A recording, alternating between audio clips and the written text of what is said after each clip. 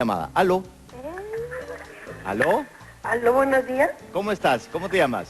Victoria Mendoza. ¿Cómo?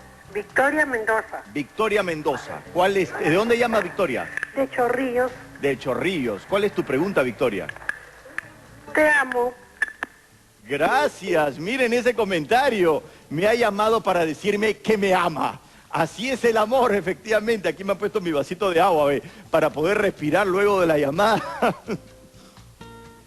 Efectivamente, a pesar de muchas gracias por tu cariño, pero en realidad justamente la capacidad de poder transformar lo que te ocurre es abrirte a las puertas del amor. Porque si no abres esas puertas, de alguna manera siempre quedas con ese rango restringido de amor hacia ti mismo, hacia los demás. Para que puedan entender muy bien esto, miren, en nuestro cerebro tenemos justamente en la parte de abajo, en el sistema límbico, una parte de nuestro cerebro que siempre quiere sobrevivir. Lo único que le importa es sobrevivir a cualquier costo.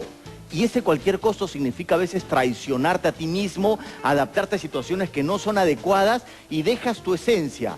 Pero arriba, en nuestra corteza cerebral, está la capacidad justamente de ser tú, a pesar de estar bajo los efectos de un cambio. Está la capacidad de ser resiliente. Puede estar adaptándote a muchas cosas, pero no deja de ser tú. Como el agua, que se puede adaptar a muchas circunstancias, pero no deja de ser agua, no deja de lado su esencia. Puede volver a su condición original. Tenemos otra llamada. ¿Aló?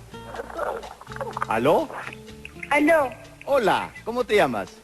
Hola, Javier, ¿qué tal? Bien, ¿cómo te llamas? Mi nombre es Roxana. Roxana, ¿de dónde Te llamo llamas? desde Cusco.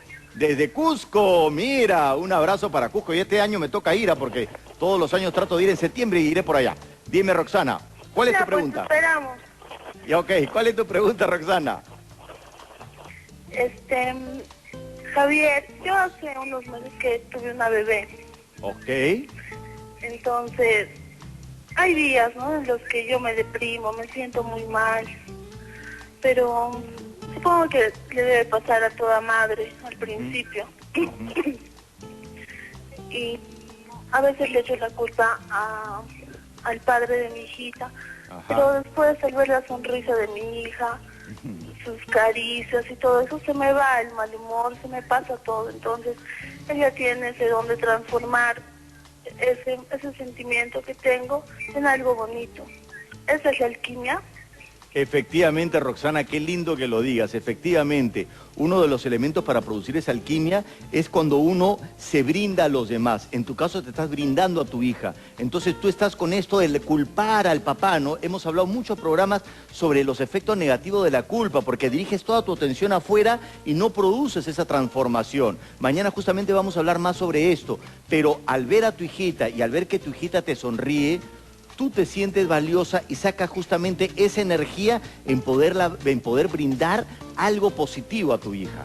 Entonces, eso es lo que yo hablo con respecto a la alquimia. Ese amor por tu hija te hace transformar. Todos tenemos esa capacidad alquímica, todos tenemos la capacidad de ser resilientes. Mañana vamos a hablar sobre 3 herramientas muy propias de la resiliencia. También quiero decirles que como voy a hacer un viaje, me voy a despedir de ustedes y mañana voy a cerrar justamente estos programas con estas 3 herramientas que todos nosotros la conocemos, pero que la van a entender mañana. Y quiero terminar con un cuentito justamente de transformación. Era un caballo que estaba en un desierto y en ese desierto no había nada, no había dónde ir, no había dónde regresar. Y el caballo siempre estaba deprimido porque no había nada en el desierto.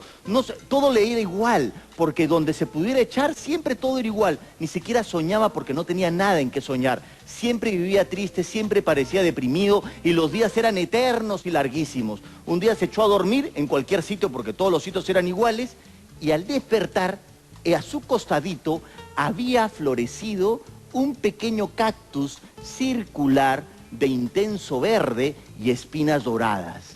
Y ese pequeño cactus embelleció todo el desierto.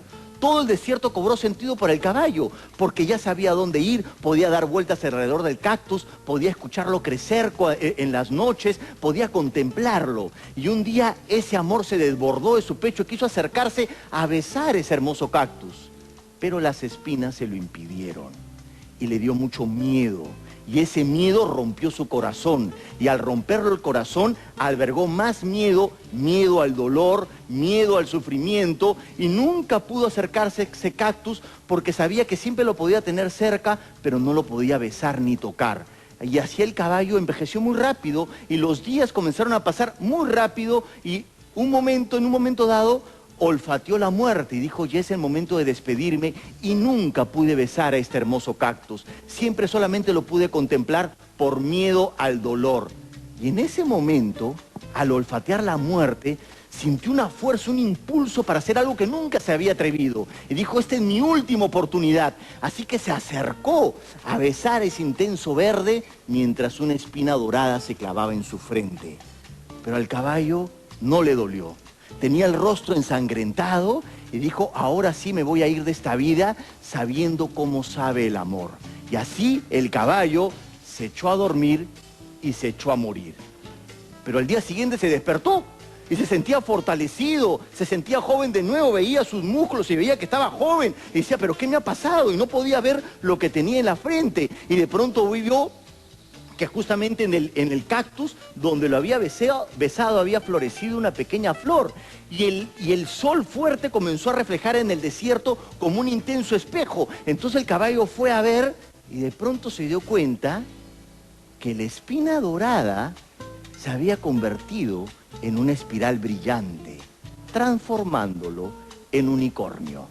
Vámonos un corte. Y atención que volvemos.